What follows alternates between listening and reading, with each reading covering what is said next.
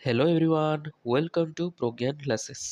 तो रिसेंटली आपण माने जानिथिबे जे दिल्ली हाईकोर्टर जड़े जज को घर बहुत सारा टंका रिकवर करा जायछि।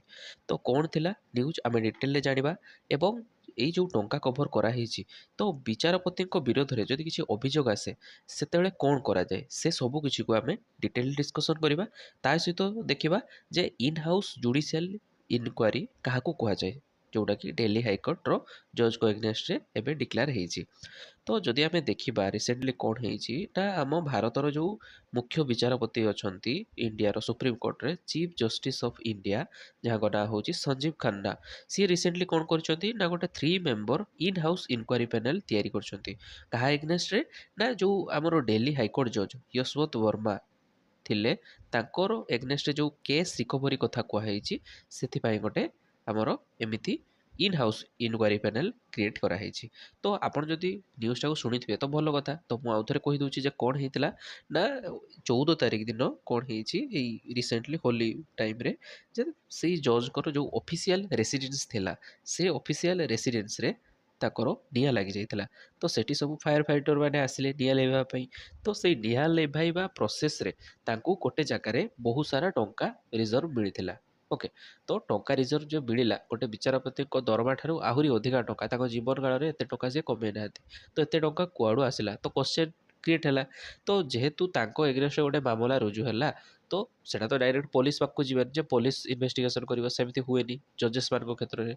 तो जजेस माने जदि किसी अपराध कले एग्रेस्ट किसी कम्प्लेन आइला ताले से केस रे कोन हुए ना in house inquiry panel create होइकी से ता द्वारा इन्वेस्टिगेशन करा जाए। ओके। तो आपण माने जदि जानिबा को चाहउछंती जे इन हाउस जो रोचे इनक्वारी पैनल कौन ताहले तार डेफिनेशन आम ये लिखीचे जे कौन टाटा गोटे इंटरनाल मेकानिजम। ओके। जदि आपणकर गोटे जज को विरुद्ध में किसी आसूची हाईकोर्टर सिटिंग जज हो कि सुप्रीम कोर्टर जज हूँ से किसी मिसकंडक्ट करुँच किसी खराब काम कर मामला ना किसी अभियोग आसी जोटा कि सफिसीयंट नुहे इम्पिचमेंट इम्पिचमेंट जदि से अभियोगटा सफिसीयंट नुहे ताहले सेही केस रे कौन करा जाए ना गोटे internal committee internal panel create करी ताको मामलाटा को इन्वेस्टिगेट करा जाए। ओके। बुझिपारे। तापरे आमे जदि देखिबा मेंबर मान कथा जे कौ माने एई कमिटीर मेंबर होइकी थांती तो सेटा डिपेंड करिवो काहा उपरे केसटा होउची।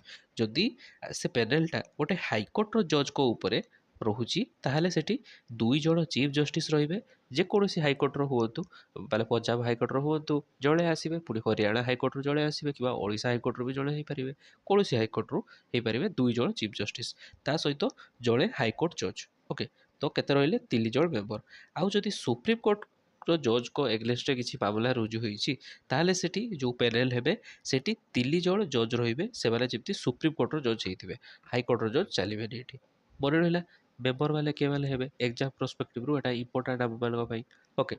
तापरे देखिबा आउ कोन इंपोर्टेंट फैक्ट्स रहउछि ना एई जे सब हमरो एई जो पैनलटा इंटरनल कमिटीटा बा इंटरनल पैनल सो पैनल गठन करिवार प्रक्रियाटा केबे एस्टाब्लिश हेइतिला जदि आमे देखिबा ताने 1999 मसीह गोटे केस हेइतिला Ravichandran versus justice A M Bhattacharya. Okay. तो यही दी जनकर भितर गोटे केस हेइतिला। तो सही केस रे गोटे 5 मेंबर कमिटी फॉर्म कराइला जजेस मानकर एवं सेमानकर रेकमेंडेशन को अनुसार यही जो इंटरनाल पैनलटा को क्रिएट करा जाए प्रति जज को केस रे जदि किसी आगा माने विचारपति को एगेन्स्ट किसी आसूची विरोध में कम्प्लेन ताहले ये पैनलटा क्रिएट हुए। मन रखिए केसटा एग्जाम रे आसीपारे। तापर देखिबा कन्स्टिट्यूशन रे आम भारतर संविधान रे कौन कौन आर्टिकल बा प्रावधान अच्छी जदि आम सेठी कहबा ताने आर्टिकल 124 सब स्लज 4 आउ गोटे हूँ आर्टिकल 218। तो ये कौन अच्छी प्रोविजन अच्छी कहापाई ना removal of supreme court and high court जजेस। ओके। तो ताकर जदि किसी मिसबिहेवियर करुँच कि इनकेपासीटी अच्छी निजर ड्यूटी को निभेबारे बा सब्यस्त करिबारे परफॉर्मेंस दबारे देन से जगार यही आर्टिकल अनुसार ताकू कौन कर रिमूव कर बुझिपारे।